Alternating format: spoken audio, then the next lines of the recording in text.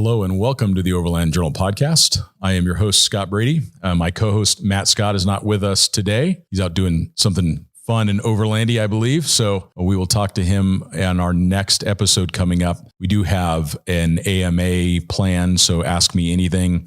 So if you guys have questions that you'd like to pose to Matt or myself, please contact us via Instagram. You can reach me at scott.a.brady to provide those questions. And I've got a great guest with me today, a longtime friend, someone that I have traveled with in South America and several locations in North America as well. Sterling Noren, who is a well-known filmmaker in the space. He is coming up on 3 decades of filming adventure motorcycles around the globe. And that includes the full length of the Silk Road, Africa, through Russia, through South America, of course, extensive travels in North America. So this is an individual that has enormous experience, both as a traveler and as a filmmaker, which I think will make for a very interesting conversation today. Thank you so much, Sterling, for being on the podcast with us today. Thanks, Scott. It's great to be here. Yeah, man. I mean, I'm thinking about some of the trips that we've done together. I mean, South America being one, we were both on Expedition 65. It was funny. Just the other day, I came across some helmet cam footage that I had. Remember when we were in Ecuador, we were in Ecuador and we got onto a racetrack. That's right.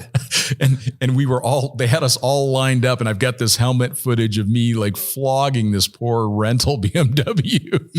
You imagine riding in a place like South America and you don't ever think you're going to be on a racetrack doing it. Yeah, but that was so fun. I mean, I was dragging pegs and nearly dragging the luggage on that thing going around the track. That was really fun. Yeah, I mean, that whole journey was excellent. And I remember talking earlier today about how good of a job that everybody did just kind of being a member of that team, and such variety of personalities, and that we all learned so much about each other, and people really had some great experiences on that trip. Absolutely. So, this episode is supported in part by Red Ox Manufacturing. Since 1986, Red Ox Manufacturing has been handcrafting the toughest soft-sided travel luggage in the world. Founded and operated by second-generation United States veterans, Red Ox bags are backed by the industry's finest warranty, the No Bull lifetime warranty. You break it, we'll wonder how, then we'll repair it or replace it, no questions asked. Designed and lovingly built with pride in Billings, Montana, using 99% American source materials, Red Ox bags are unique and innovative and tough as tanks.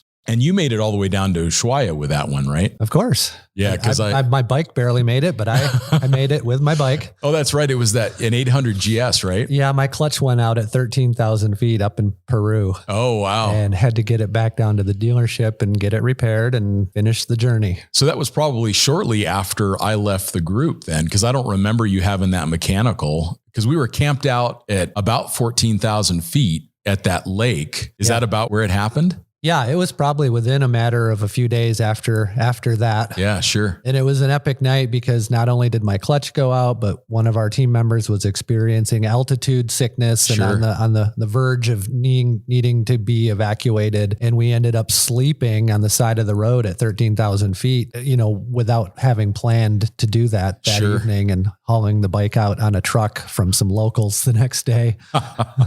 Yeah, I mean, that's what makes for an amazing adventure. I remember after I left that morning, I just looked at the map and I saw this track that came out of the Andes and ended up coming all the way down towards the coast. And I just went for it. I had no idea if it was going to be a good route or not. And it ended up being absolutely fantastic through these colonial villages and all that. And I get down towards the coast and I'm in this little coffee shop and I'm talking to some locals that spoke English. And I told them where I came from. And they're like, that's where all the shining path are. That's where ignorance is bliss. I had no idea that it was like not really a good idea to be riding solo on a motorcycle through all that. But it was just incredible how beautiful those valleys were and how stunning the Andes were in that part of the country. Yeah. And we went the opposite direction. We started at the coast and went up to 13,000 feet in one day. Yeah. And that's not necessarily the best thing to do to your body. Yeah, for sure. Yeah, I remember a bunch of folks were not feeling well when we were camped out. And that was a cold night. I had all my own camping gear with me on the bike, but I wasn't really set up for that probably 30, 35 degrees that we had that night. And it was pretty cold. I remember being chilly. And even getting up in the morning and seeing frost on the motorcycle when I was leaving the lake, that was chilly for sure. Yeah, but that was an amazing journey. Of all of your travels, when you think about your journeys, what was one of the ones that was your most favorite? What was the one that really stands out in your mind? People often ask me, like, what's my favorite place I've been to? And it depends on how you look at it or what you're looking for. I think Iceland was great for adventure motorcycle riding and natural beauty. Travels along the Silk Road gave me a look into the Muslim world and also just ancient cultures, cities that have been around for 10,000 years. Yeah. Africa, the wildlife there is like nothing I've ever seen. And of course, going across Russia, it's just growing up as a kid with the Cold War in the background, it was really interesting to go through all these former Soviet countries. Yeah. And so they're all special in different ways. But I think for me, what's really become the most meaningful to me are the solo trips that I've taken. And I haven't traveled around the world solo. I did a big expedition by myself down in the Copper Canyon that really changed my life, actually, to be honest. And so that's kind of what stands out in my mind when I look back at the big picture are some of the adventures where I've just headed off by myself. And what do you find that you learn, or what do you find that defines this solo travel for you? Well, you're on your own. You have to be entirely responsible for yourself and your survival. And that's not to say that you don't get help along the way when and as you need it, but it's a very different experience to know that you're out there on your own, whether it's dealing with mechanical issues or getting lost, or quite often just dealing with the other people that you meet, maybe not speaking the same language and having to communicate with people. I think it's a rare form of travel that not a lot of people do, but if you're the right kind of person and you can have something to do along the way, like I do with my film and video, it can be really meaningful and really rewarding. Yeah, I think for me, I am such a social creature. I do enjoy traveling with others, but the times that I've traveled solo, like, for example, coming back from Peru back to Bogota alone on the bike, you spend a lot of time with yourself and you kind of decide if you like your own company. And maybe some of the things that we don't like about our own company become very obvious, that those are things that we want to change about ourselves. And until we get those moments of stillness in our own helmet, we don't oftentimes recognize either things that we want to change about ourselves or things that we want to change about our life. I remember, maybe similar to your Copper Canyon trip, but for me, coming back from that trip and completely changing big swaths of my life, because I finally had enough time to think about what I really needed to be changed about my life. And it gave me that courage, because of that time alone, to make those changes. Yeah. Did you find that to be similar for yourself? Yeah, I think that's part of it. You do have that time and that space to kind of reflect. And if you don't enjoy your own company, it can be uncomfortable. But what I've also found is that it's really what enables me to do it, and that makes it enjoyable and possible, is that I have something else to do. I'm on a film making mission when I'm out there documenting these trips. I would suggest to anyone watches my movies and sees me out there doing these kinds of rides, they might have a very different experience, because they might get to their campsite in the evening. And if they're not making a video and they don't have anything to do, they might get bored and they might get restless. Having kind of a higher purpose to your trip, if you're going to go out there and do something on your own, I think is really important to know why you're there and what you're doing. And so then those other kind of existential thoughts can kind of take the background, because you're on a mission and you're working and you're doing something and you're focused and your mind has something to, there's always another shot around the corner or another thing to look for. And maybe that could be, if you're not a filmmaker or a photographer, maybe it's that you're giving back to those communities that you're visiting, or maybe you're helping to do some philanthropy along the way and doing good as we go in another way. Maybe you want to journal. Maybe you want to work on that novel that's been on your mind, or maybe you want to learn a musical instrument or get into bird watching or trail running. There's so many things that you could do along the way that you could park your bike or your vehicle, and your trip could become more rewarding and enriching because you have this other passion that you're bringing into the fold as well. For the listener, let's paint a picture of kind of this formative travel experience that you've had. Why don't you let everybody know what are all the big trips that you've done? And maybe when we get to the end of that, let's talk about a little bit about what you learned along the way with those. Well, I would say that when I look back on my life, one of the biggest trips that I did, ironically, was when I was 19 years old. And I didn't look at it as an overlanding trip. I didn't even know what overlanding was at that time. I grew up in Michigan and my dad was up in Alaska. He lived in Anchorage. Wow. And when I was 18 years old and I'd graduated from high school, he said if I wanted to fly up there and visit him, he would give me this old Army surplus pickup truck that he'd bought at an auction. And it was a 1975 Dodge. He paid $400 for it. It was Army green. And long story short, the next summer I flew up to Anchorage and he gave me that truck and I drove it back to Michigan, 4,500 miles. Wow. It just opened my eyes, and I ended up building a little homemade camper and lived out of it for a year while I was attending college. And the next summer, I invited a buddy of mine to go back to Alaska so we could work in the fisheries. And so that summer that I turned 19, we drove from Michigan to Anchorage, spent the summer on Kodiak Island, then decided we wanted to go to Mexico. So we drove down to Tijuana and then back to Michigan. And so that was an 11,000 mile road trip in a $400 vehicle when I was 19. Oh man, I love that. And I think when you're 19, you just have no idea what you're supposed to do or not supposed to do. Absolutely. and the fact that you did it in this $400 truck. And I replaced one radiator hose on that whole trip. That's incredible. The only issue that we had. But without knowing, like you said, what was possible or how you should do it, by the end of that trip, it just kind of opened my eyes to the country that I live in, the kind of travel that's possible in a vehicle, that was just going to be somehow part of my life. Oh, that is a wonderful story. So how do you go from a $400 ex-military pickup to riding motorcycles? What was your first motorcycle? When I was 8 years old, my parents surprised me with a Honda 50, a little trail bike. Okay. And it just came out of the blue. I had showed no interest in motorcycling whatsoever. We lived in West Michigan on a blueberry farm. So I had lots of trails and woods around me, and it was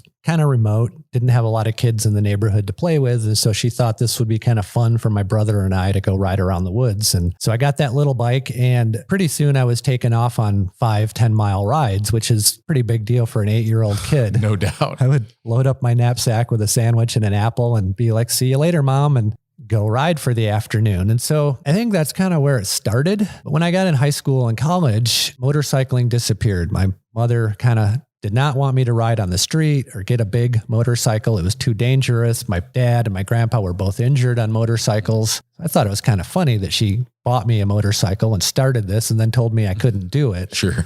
So I finished college, no riding during that time, which was probably a good thing. But when I graduated, I moved out west to Seattle and I bought an old BMW motorcycle and I started street touring and did that for about 4 years, riding around the Northwest on an old Airhead, and really found that I liked everything about it. I liked being on the bike. I liked the riding. I liked the roads. I liked the travel. The only thing that was missing was that it wasn't a bike that I could go off-road. And because I liked the mountains and the wilderness and the dirt roads, that's what kind of led me into looking towards what kind of bike would be a good bike to travel on those kinds of roads, but also go long distance on the pavement to get to those roads. And what was your first adventure bike? The first bike I got was a 1997 BMW F650 GS. Oh yeah, nice. And that was the year that BMW came out with their first chain drive GS. And so for me as a young person, it was kind of the first GS that I could afford. Sure. It was in the price range. And so I went out and bought that bike brand new from the dealership. And that was my first adventure motorcycle. I've had 3 BMW motorcycles in 23 years. I had the 650, then an 800, and then the 1200. How many miles did you have on the 650? Before I finally got rid of it, I had it for 12 years. I put 70,000 miles on it. Incredible. Yeah. And that's one of the most reliable. I think I've seen more F650s out and about in the world than 1200s for sure. And probably the only bike that I've seen with travelers more often would be like a KLR. Those are pretty ubiquitous when people are actually going around the world. That 650 just got such good gas mileage, and they were pretty inexpensive and pretty reliable. They were popular for sure. Yeah. And then you got the 800. And is that the same 800 that you had when we were in South America? Yeah, it is. And that South America trip was the last ride on that 800. I still have it, but it's just sort of sitting there now. You know, I actually just thought of a memory.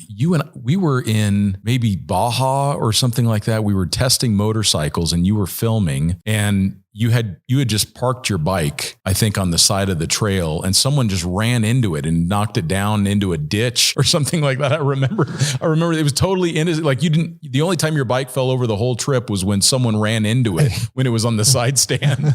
Yeah, I remember that. I'm not surprised. My life is full of stories like that. Yeah, exactly. You were just trying to capture some piece of film and your bike was being innocent up on the side of the hill. That's hilarious. Well, and then now what bike do you have now? I've got a 2017 1200 GS, the Rally, and then I just picked up a new Husqvarna 701 LR. Oh, that'll be fun. The long range. Oh, that'll be really fun. And what's inspired you to break away from the BMW trend? Honestly, I just wanted something that was smaller and lighter. Sure. The GS is great. I'm still going to keep that. It has a place and lots of rides in the future, but I wanted something a little smaller, lighter, more nimble, so I could do the more challenging roads a little easier. And when it comes time to pick up the bike, it just wouldn't be as big of a difficulty as with the 1200. Yeah. And I think that those mid-range bikes are becoming so much better for travel now too. Some of them you can get with cruise control. They have not just big singles. A lot of them are multi-cylinder, so they ride a lot more smooth. I mean, I think about the performance of a Triumph 800 or 850 Tiger compared to an 1100 of even a decade ago or more. I mean, they're faster, lighter, more comfortable. It's pretty amazing what they're doing with the small bikes now. Yeah, absolutely. And I think this bike is definitely going to have its place in my stable. And, it's just nice to have a choice when you have a ride coming up, to be able to choose the right bike for that ride rather than be limited by just the one bike that you have. Yeah, people always say, what's the perfect motorcycle? Well, I think the perfect motorcycle is 2 of them or 3 of them. Yeah. What do they say? The perfect number of motorcycles is the current number of motorcycles plus 1? N plus 1. N plus 1. Yeah, exactly. Yeah. That is nice thing about motorcycles. You can have the most amazing BMW and you're maybe into it 35 grand, which is what a stock 4Runner costs. Yeah. So you can really go all out. You can have like the ultimate luxury and the ultimate sparkling and everything else like that for a much more reasonable price than a 4-wheel drive or a camper or a trailer would cost. So much of your time as a traveler has been also spent as a filmmaker. You have done a lot of projects for other people. I know you've done a lot of work with Touratech and you've done a lot of work with other manufacturers, and you have your own YouTube channel, which is Motorcycle Travel Channel. So that's Motorcycle Travel Channel on YouTube. And you recently launched a series called Solo. Can you talk a little bit more about what inspired you to do that trip? How did you document it? What makes it different? Maybe give some insights into the listeners that want to document their own trips on how to do that. Maybe some of the gear you used. Yeah. All good questions, all good stuff. So the series, it's called Riding Solo, and it came out last summer, and it was based on a ride that I took last July, 6,000 miles by myself from my home in Arizona up to the Canadian border and back. A lot of the projects that I've worked with on the past, like Expedition 65 in South America that you were on, were group rides, were big group rides with a dozen people or more. Those are all great experiences, but they also introduce a lot of complications into the travel experience, and particularly the movie making experience. Because as a filmmaker, I go into those projects and I might have an idea in my mind about what it means to make a movie, but to get 12 other people in on that process can be quite a challenge. I just wanted to do a project where I didn't have those complications and I could do it the way I wanted, where I had all the time in the world to film things the way I wanted, to stay in a particular location, to go hard, to go fast, to go slow. And so I decided I would just just take off and film my own adventure. I also decided that I wanted it to really be an adventure in the sense that I wanted it to be a camping adventure. So from the start, I decided that I was going to ride 6,000 miles, no motels, no hotels, and that I would camp and cook my own food for breakfast and for dinner every day. In a nutshell, that's what it was. It ended up being a 25 episode series that's on my YouTube channel. Each episode is about anywhere from 10 to 20 minutes long. And it's a pretty simple formula. They usually start out with some scenic riding shots through different landscapes. And I really tried to get a lot of really good aerial footage on this project. I've spent a lot of time learning how to fly a drone, get the right shots, do it at the right time of day to really capture the beauty of the landscape and the bike going across the landscape. And so I think... A question for you on the drone. Did you use the follow me functions of the drone, or how did you capture those shots? Good question. And a lot of people ask me that. There's a couple ways that I do it. Yes, it does have a follow me function, and it's pretty cool. It works to an extent. It can either follow you behind you, or you can set it to like parallel track. If you go too fast or you get behind obstacles, it'll lose you and it will stop. But you can get some good footage that way. The other way that I do it is carry my controller on my tank bag, and I'll position the drone in the air for what I think looks like a good shot. And I'll start, 100 yards before the shot, and I'll ride into it. And then just before I get into frame, while it's recording, I'll take my hand off of the motorcycle and move it over to the tank bag, and I'll start to fly the drone forward as I ride into the shot. So now you've got the shot, you've got the movement of the drone, you've got me going through it, and then I'll just repeat that process. Wow. Yeah. So you're riding one-handed. You're riding one-handed. Which you probably do that a lot, trying to film people from your own motorcycle when you're on trips. I don't. You don't do that? I ride with a helmet cam. That's the way I get footage when I'm riding. But when I'm filming other people, I'm usually off the bike on the side of the road with a tripod and a long lens. And because that's what I've always tried to bring to my movies is more, I don't take shortcuts. I really try to, whether I'm filming myself or other people, I try to get up ahead of the group. Classic old school filmmaking with a tripod and a long lens. And it's like landscape photography in a way. I try to get that perspective and composition, but with a road and a vehicle traveling through it. I mean, just thinking of the logistics of trying to capture yourself cinematically, solo riding, which means that you have to ride up, set up the camera, get back to the bike, put all your gear on again. Absolutely. It's the story of my life. How many hundreds of miles have I walked to and from my camera? But the amazing thing is now when I started filming this way, it was probably my first trip to Mexico in 2009 was when I did this kind of solo filmmaking. All I had was a camera and a tripod. So I did everything that way. Now the technology has changed a little bit. The drone is my magic tripod. It's beyond my wildest dreams because I can launch it in the air. I can position it wherever I want. Places where I couldn't even put a tripod if I wanted to. And then I ride through the shot and I don't have to walk and go back and pick up the tripod. Sure. I just call it and it comes back to me. And so that's cool. It's really a game changer. I'm assuming that you're using the helmet cam, and then do you also have like a POV camera that you put on the handlebar to shoot back at yourself, or another helmet camera? Okay. Yeah, sure. I can mix up the helmet camera angle. So I basically use 3 cameras. They each have their own purpose. That would be my, mirrorless camera that I would put on the tripod, the helmet camera, and the drone, then weaving those together to tell the story. Yeah. And so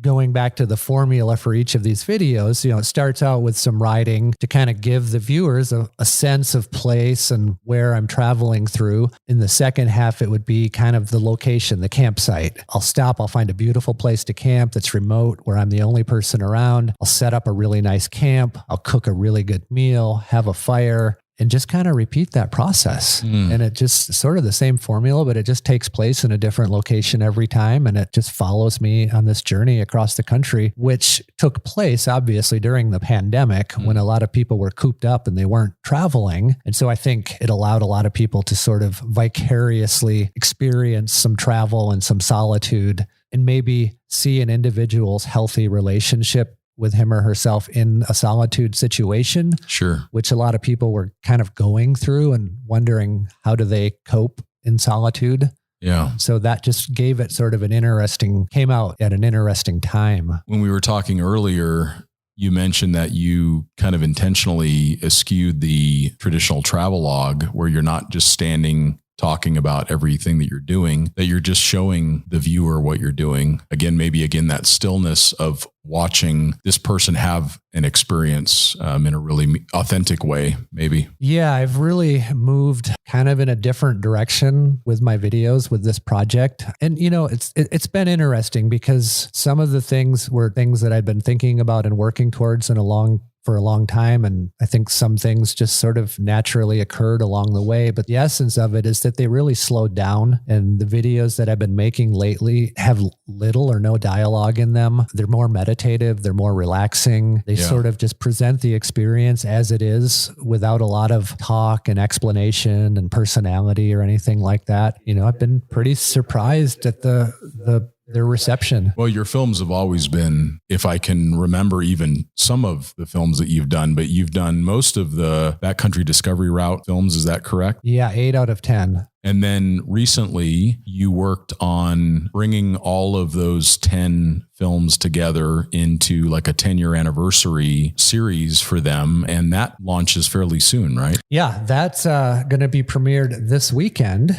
And for your listeners that are probably listening later, it will be available for free on Vimeo on demand, on Amazon. So you can just go to ridebdr.com to get all the information. But it's an 80-minute feature-length documentary about the 10-year history of backcountry discovery routes. That series of routes, I think, is one of the best executed route series that we've ever had in North America. I think the Australians have done a good job of similar projects, but I think it's one of the finest overall series of routes. And the number of people that I've talked to that said, I'm going to do the Washington BDR or I'm going to do the Arizona BDR, and people that are planning their annual vacations around going and experiencing one of those routes. And they're associated with Butler Maps too. Is that right? So there's a team of people over there that have done a wonderful job of crafting these very remote adventures that are somehow accessible to Absolutely. folks. It's a great team. They are really well executed, and you can watch the film, you can buy the map, you can download a free GPS track, and you can go to the website and get all the information about campsites or lodging along the way, or even real-time weather map. It basically, gives you all the tools you need so that you don't have to really spend months and months and months planning out an adventure ride of that magnitude. Yeah. And it seems to remove a lot of the unknowns when we piece together our own adventures. Some of us really like that serendipity or the complete chaos that can come from going someplace new and unknown. I think that one of the real advantages of the BDR is that in general, it can be ridden by a larger adventure motorcycle by someone of average skill, and they can have an incredible experience along the way and oftentimes even interact with other travelers on the same route. And I also like the fact that I believe almost all of the BDRs, or at least in some way or another, can also be driven by a four-wheel drive. So those that are listening that have a four-wheel drive that would love to do one of these cross-state routes, just know that most of these backcountry discovery routes can be done with a four-wheel drive as well. That's true. It's just a service that I believe that has been made available to the community at a very reasonable price. These maps are very reasonably priced, and I would just highly recommend that people that, if you live in the West, most likely there's a BDR that is associated with your state. So you could even do it in pieces over a couple of weekends, take a vacation for a week and go cross an entire state. That's right.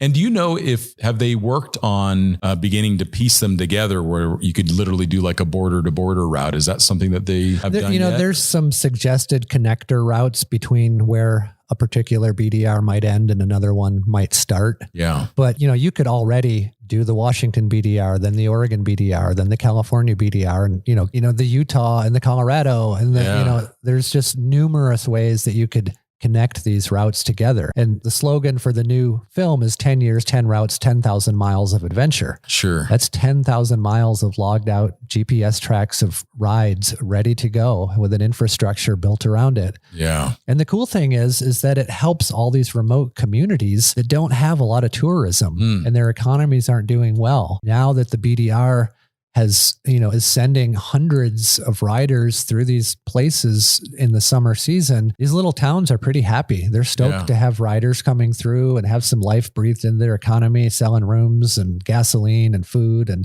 it's become a really cool thing that's, enriched a lot of places in a really positive way. Yeah, I think that these routes like that are I think they have a lot of appeal, and I think they do a lot of great service for the community. I remember when I got my first motorcycle, I bought this KTM 950. In fact, it's here in the shop behind us. I had no idea how to ride it. I didn't even have a motorcycle license yet, and I was leaving for the Trans-America Trail in 2 weeks.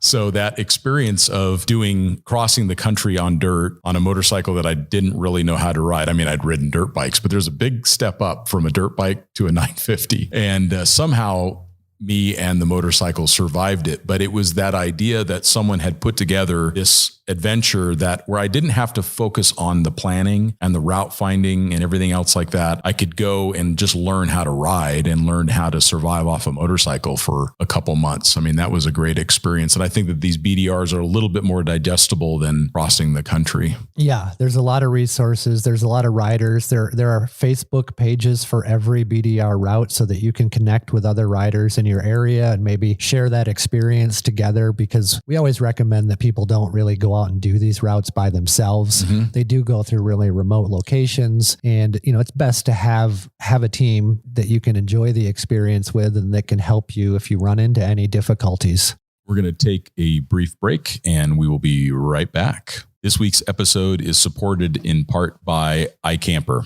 They make innovative hard shell and soft-sided roof tents that are designed to survive long-term overland use. Their revolutionary X cover won the Overland Journal Editor's Choice Award, eliminating the bulky PVC cover and also allowing for the fitment of crossbars for carrying bikes and kayaks. Their SkyCamp Mini is another award-winning design that provides a hard shell tent in the footprint of a much smaller clamshell model. This is the perfect solution for smaller vehicles or on vehicles where rack space is dedicated to other systems. iCamper believes that the best times are those spent traveling, discovering the world with those you love most. You can find out more about their quality tents at iCamper.com.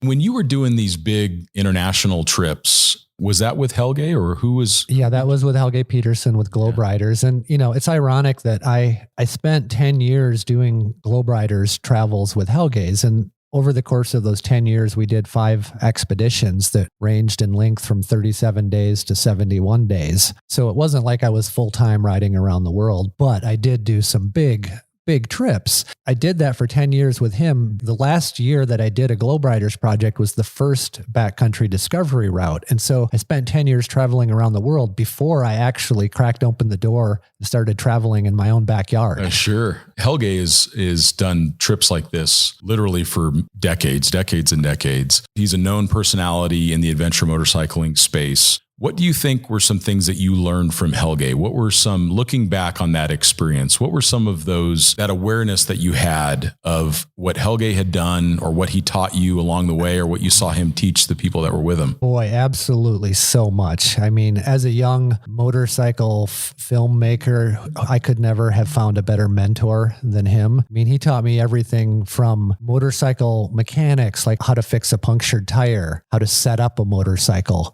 What are panniers and how do you use them? Sure. How do you carry camera gear on a motorcycle? All those very practical skills. But I think what meant the most to me is he taught me how to travel.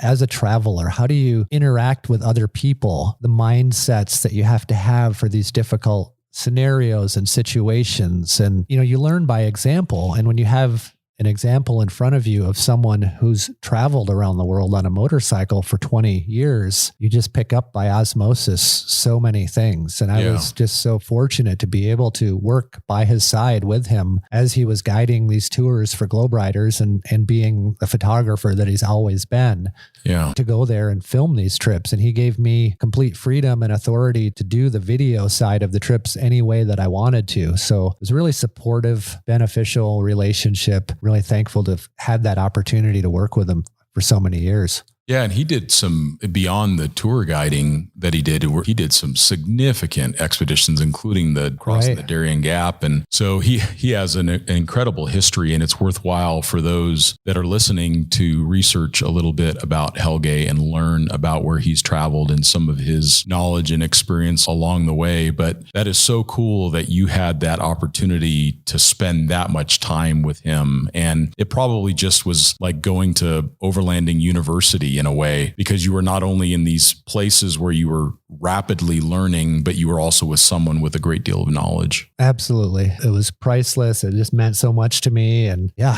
I don't even know what to say. Yeah. Just so many experiences, so many miles. Yeah. And he was just such a good person to travel with too. A solid individual. I never once saw him upset about anything. Yeah. Well, and I think you have to be that way to guide a group of people. Yeah. And he had some, I think even on one of the trips that you were on there, you guys even had some very serious injuries and otherwise. For what you'd like to share about it, maybe share one of those experiences and what you learned from seeing like tragedy unfold on a trip. Yeah. I think about that. I'm at a point in my career where I've done enough projects and filmed long enough that I spend a lot of time working on the current project or the next project, but I also spend a lot of time thinking about where I've been and what I've seen and kind of telling those stories as well. And one of the things I haven't really talked a lot about in any of my films are those difficult moments. I have seen a lot of riders get hurt and get pulled out of projects or rides. I've seen helicopters come. I've seen ambulances. I've pretty much seen it all. And fortunately, at least so far in my experience, nobody's ever been killed on a ride that I've been on. But I've seen a lot of broken legs and ankles and that kind of thing. And it's not something you want to see happen to any one of your mates along the way. On Helge's trips, one of the first big trip that I did with him was from Beijing to Munich. In China, one of our riders was struck by another vehicle and ended up having to go to the hospital. And he was going to be okay, but he had a punctured lung and broken ribs, and it was the end of the trip for him. 2 years later, he went back to do that trip again. I wasn't on the trip that time, but there were 3 riders riding together in the Ukraine, and they came around the corner onto a 1-lane bridge, and a car was coming the other direction and impacted all 3 of them. And one of the riders was hurt really bad. The other rider that was there his second time ended up losing his leg, and the third one was killed. He died on the way home. That was a tragedy. Yeah. The good news is that my friend that lost part of his leg on that second attempt went back a third time. He doesn't give up and finished in his sidecar, and he finished. Wow. And he still rides today in his sidecar, and he's, amazing individual, amazing persistence, to do that. I think about on the motorcycle stuff, even just a few days after I left all of you in Peru, one of the riders did end up having an accident, breaking a leg. And that does happen with surprising frequency. And I think if I consider it from my own perspective, it usually happens because we're riding too fast for our line of sight. That is almost always the most common. Now, there are freak accidents that happen you have no control over. What I tend to find is if I can't see the road ahead, I will slow way, way down. Yeah. Because it could be, as you've seen traveling in the developing world, you can come around a corner and there can be no road. Yeah. Or you can come around the corner and there is a chicken bus sideways trying to do a 3-point turn, or there is half of a load of bricks across the road. I guess I've seen that enough where I base my speed entirely on line of sight. It doesn't mean that I don't ride fast in developing countries, because I will, but only if I can see. I think that is probably for the listeners, if I was to impart any advice on trying to stay as safe as possible, is if you can't see, get down as close as you can to that speed limit you see posted, which is usually pretty slow. I've never thought of it that way, but you're absolutely right. I mean, that's the way I ride. I would never ride faster than what I can see up ahead. And I just like riding slower in general because I like to stop. I like to see things. I like to take pictures. I would say to maybe someone who's new and getting into adventure motorcycling, I think I see a lot of stuff in this industry that sort of shows people all of these techniques about how you can ride adventure bikes and drift around corners and do wheelies and all this stuff. You don't have to ride that way. In my mind, there's a difference between riding like a dirt biker versus a traveler. Yeah. And I've always ridden like a traveler. I want to go the distance. I want to see things. I want to conserve my energy. I want my bike to survive. And so don't think that you have to get into this and ride like a hooligan to have an experience. Or an adventure, Yeah, or an adventure. Yeah, it seems like that you can ratchet up, especially when you're outside of the developing world, you can ratchet up the risk super quick if you don't keep the speeds low. Yeah. And same here on backcountry discovery routes. You can, and I'm not saying it's not fun and that there isn't a time and place to really rip it up. Yeah. Because I do that too. But, if you're a beginner or just getting into it or whatever, start a little slower, learn, Sure. get some miles under your belt before you think that you have to ride like that in order to survive or have a good time. Yeah. And if I look at a lot of the big round the world trips, it seems like that the riders that are on the small bikes, like the ones that are riding the 200s and the 225s and the 250s, they tend to just finish the route because they're going so slow. I remember running into a guy by the name of Stefano Melgrati, an Italian that had ridden around the world, length of Africa, and come all the way up through the Americas. And he rode at basically the speed limit or less, which in developing countries is usually 50 miles an hour or 45 miles an hour. And he would ride at those speeds because he got better gas mileage. And he just said, it's safer. I can make it to the end. Yeah. And whereas on these big adventure bikes where you've got 150 horsepower or more on board, it's easy to do 2 or 3 times the speed limit before you know it. Mm-hmm. And the consequences of that, the sudden stop is a big problem. It's really interesting because I just got this smaller motorcycle, this Husqvarna 701, and I had an experience this last weekend with that bike that really taught me a lot of lessons. And since we're talking about this subject of risk and riding, and I should probably tell you what happened because I haven't told this story yet. We're ready. On my 6,000 mile riding solo project, I fell over once on my GS and I got it on the drone. It wasn't anything big. It was just a little tip over. I'd ridden in an OHV area just to get some different looking footage of going over some whoops and some stuff. And I tipped over. And of course, in the comments, everybody says, oh, get a smaller bike. And I think that's kind of funny because I rode 6,000 miles without falling over. It was a perfect bike for that trip. Sure. I didn't need a smaller bike. But that said, sometimes you do want a smaller bike for some of the more rugged, rough stuff. And so I got this smaller bike and I've been out riding it and getting used to the smaller bike and what it can do and where it can go and those kind of things. And there's a road that I don't know if you've ever done down here, but it's called the Rug Road. No. And it's over by the Aravaipa Canyon Wilderness, north of where I live. And I've always wanted to go to the Aravaipa because it sounded like it was sort of a paradise here in Arizona. There's free flowing water year round and creeks. And so I drove up there in my van and thought I would make a video of camping overnight in the van, a little overlanding. And then the next day I would ride my new lightweight motorcycle on the Rug Road. And it sounded pretty difficult. They call it the Rug Road because once upon a time, someone had filled a pickup truck with carpet remnants and put it on the road to stop the erosion and help give them traction on this really difficult, steep section. And so, I'm thinking maybe I get up there and it's too difficult and I turn around.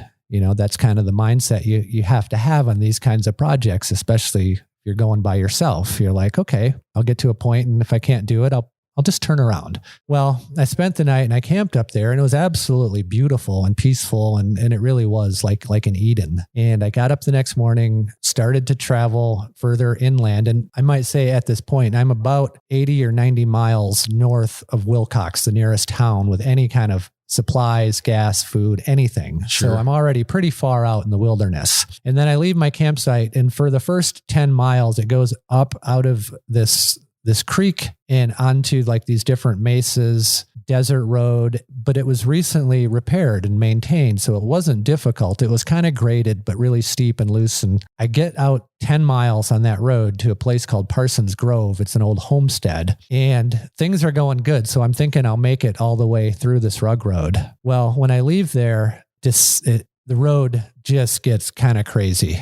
It got really rough and really rocky and really loose. And I rode up this hill and down a hill. That's kind of scary when you're by yourself and you're way out there, because when you ride down a hill, you want to know that you can ride back up and out. Sure. Or else there's another way out on the other side. And I didn't know how the road was up ahead. But once I started going down that hill, I didn't want to go back up it either. And I got to the bottom.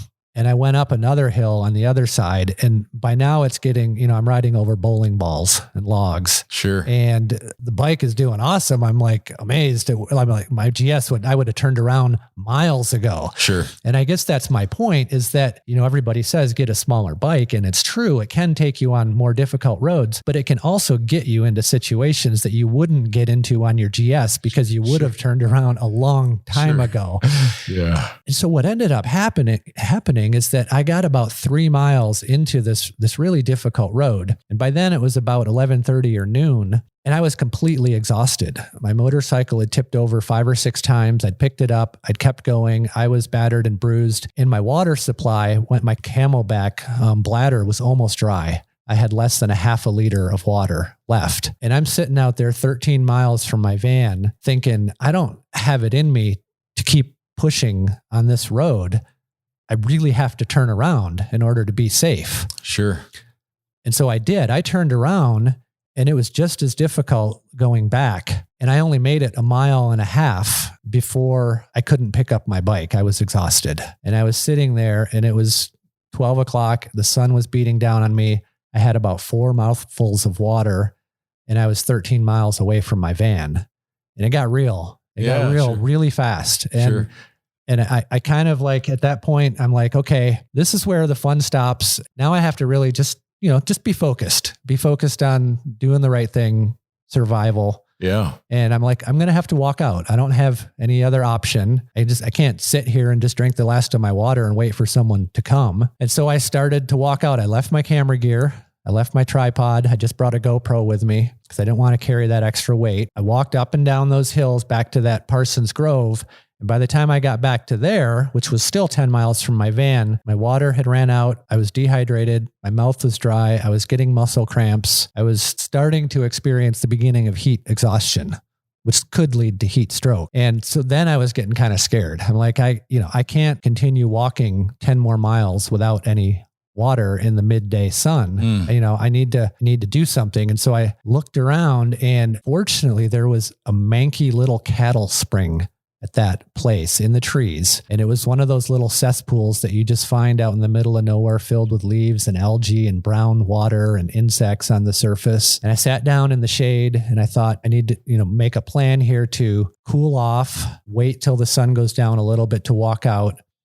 And I'm probably going to have to drink some pretty bad water. And if I catch Giardia, it's better than dehydration. Sure. As I was sitting there, I thought, maybe a lot of resources in this old abandoned place that I could use to boil this water. And so I started looking through the trash, and I found an old can of Spam, and I built a little campfire, and I sat there for 3 hours boiling little cans of Spam, water in those cans, and pouring it into my Camelback. And over about 3 hours, I got it filled up. And then as the sun was starting to go down, I walked out 10 miles from there. In my motorcycle boots. Brutal. Back to my van. Brutal. And it was tough. I was dead. When I got back to the van. I was so tired. And for the next 4 days, I was recovering. All the skin came off my lips when I got home. I had a dentist appointment a couple days later, and they said, "Oh my God, the inside of your mouth is like swollen and irritated. We've never seen what's going on." So it was the real deal. And, it taught me a lot. I learned a lot of lessons about risk and adventure. Not to buy a small bike. Oh, what a great story, man. Yeah. And thanks for sharing that with us. Wow. Yeah, that's incredible. The latest news. That's incredible. And with all of the things that you've done in your life in these really remote places, here you were a half a day from home, having one of the closest calls with disaster that you've had in your life. It's true.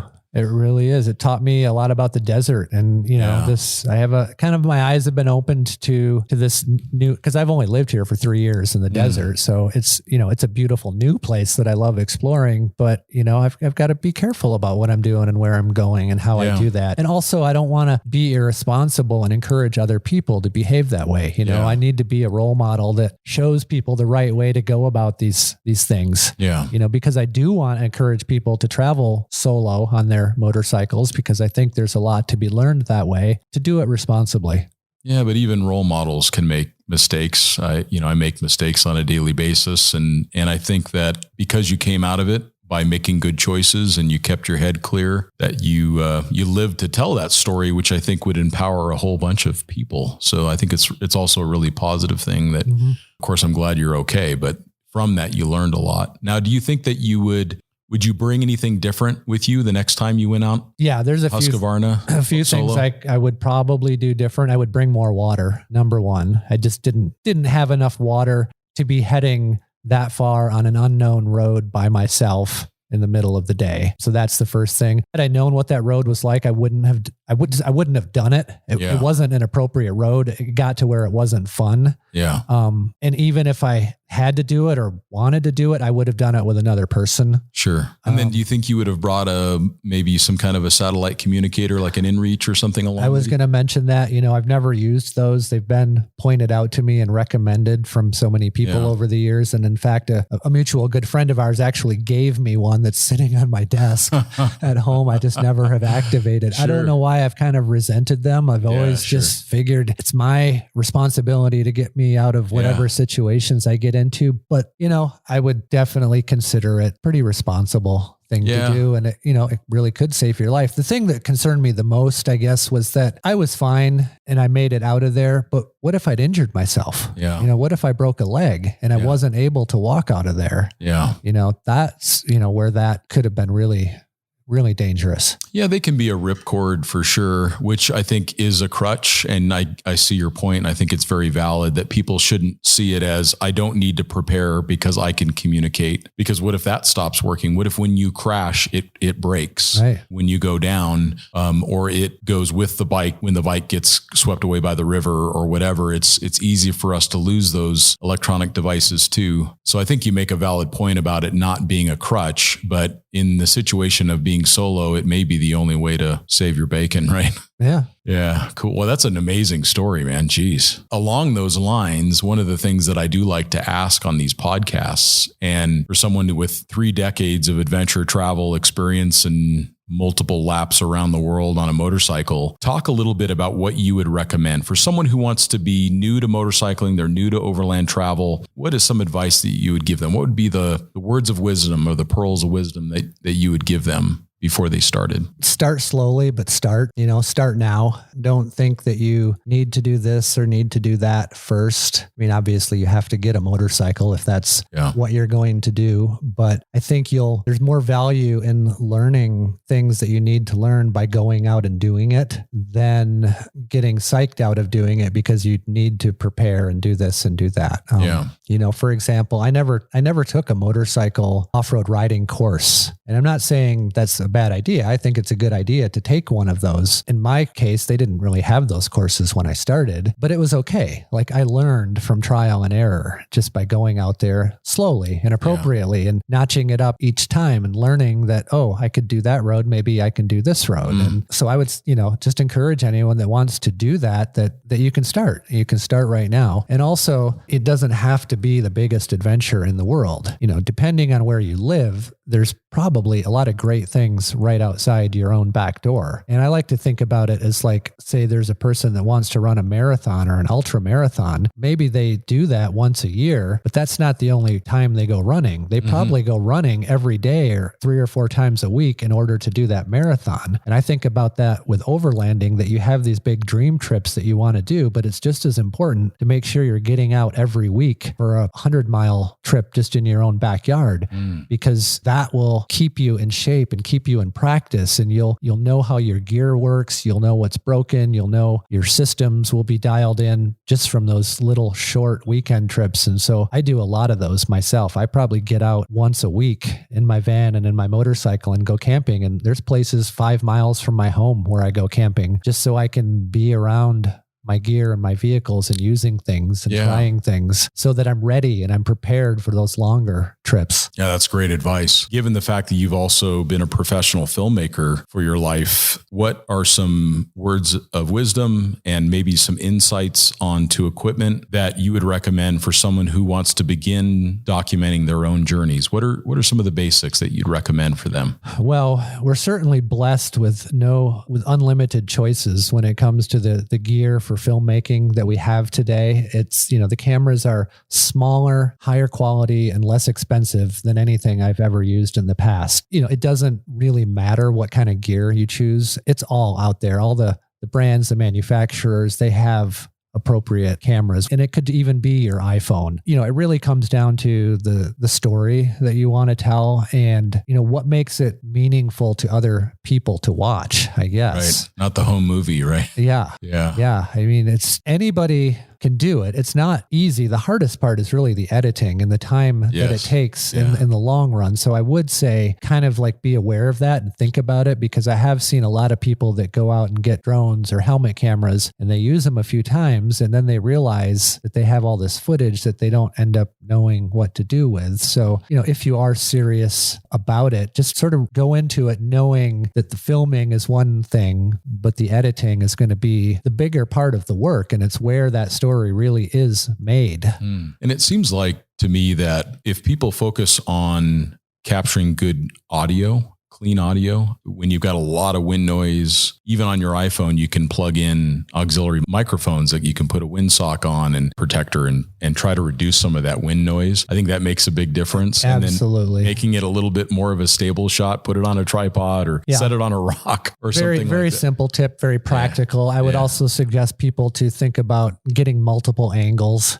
Yeah. If you're, whatever it is that you're filming, try to get a wide shot that shows the context, try to get a close up of the face of whoever's in the scene, then try to get a couple detail shots showing what it is that they're doing with their hands or on the motorcycle or whatever. And then maybe throw in a creative shot that's something surprising. And if you could just keep that little formula in mind for every moment when you're filming, you'll have such a better movie in the end. Sterling, thank you so much for being on the podcast. We have traveled so much together, and I've learned so much from you as a filmmaker, and you've inspired us to create our own productions as well. And I think that if people just hop onto your YouTube channel, they're going to get a real good sense of where you've been and what you've done and those lessons and stories that you've shared along the way. Kind of as a last question, and I do like to ask this of those that are on the podcast, you have, and it doesn't need to be books. We talked about films earlier. Would you recommend, are there any books that you'd recommend or even films that you'd recommend that our listeners pay attention to? Well, that's a great question. I could do a whole nother podcast talking about books and films that have influenced me. Some of the ones I wrote down here for because I knew you were going to ask this question. The Journals of Peter Beard. Okay. He was kind of a New York socialite that was married to a supermodel and partied with the Rolling Stones, but he spent a lot of time in Africa and created these beautiful artistic journals of his life, living in the bush. And they were kind of hugely inspirational to me as a young person. Journals of Peter Beard. Didn't he just pass recently, like within the last year or two? I'm not sure. Yeah, I think so. Yeah, that's a great one. And then here's another one I want to bring up, and I don't know if you've heard of this one or read it, but it's called A Sense of the World. It's not that old, but it's about how a blind man became history's greatest traveler. It's the story of a guy named James Holman, who was blind in the 1800s. And he literally found a way to travel around the world as a blind person in the 1800s. And he was like imprisoned in Siberia. He hunted elephants in Africa. He helped map out the Australian outback. And he became this travel lecturer after doing that. And then he just disappeared.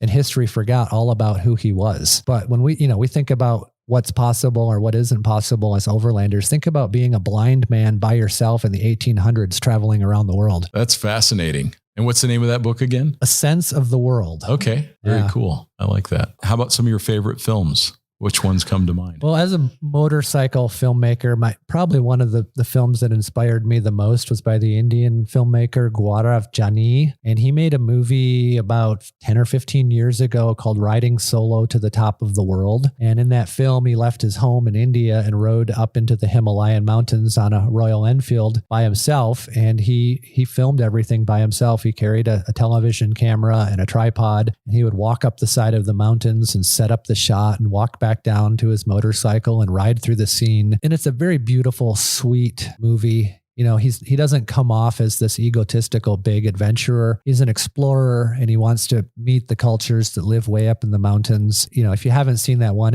it's on YouTube. It's free. Anyone can watch it. It's a really beautiful movie. Yeah, it's really beautiful. Yeah, I remember watching that years ago. I really loved it. Well, again, Sterling, thank you so much for being on the podcast. How do people find out more about you? Give us, again, your YouTube channel. How do people follow you on Instagram or any of the other MyFace twits or? Got it. On YouTube, it's the Motorcycle Travel Channel. I'm on Instagram as Sterling.Noren. That's Noren. And the name of my company is Noren Films. We have a website, a Facebook page. And then finally, there's the Jonquil Motel down in Bisbee, Arizona that my partner Eva and I run. And that's Jonquil, the Jonquil Motel. That's how you can find out where I'm at when I'm not out in the desert getting myself lost and dehydrated. And your hotel is so cool. And Bisbee is such an awesome little destination. So people who are looking for some place to go explore in Arizona, make sure you check out Bisbee, Arizona and the Jonquil Hotel and say hello to my friends, Eva and Sterling, when you're there. So thank you all for listening, and we will talk to you next time.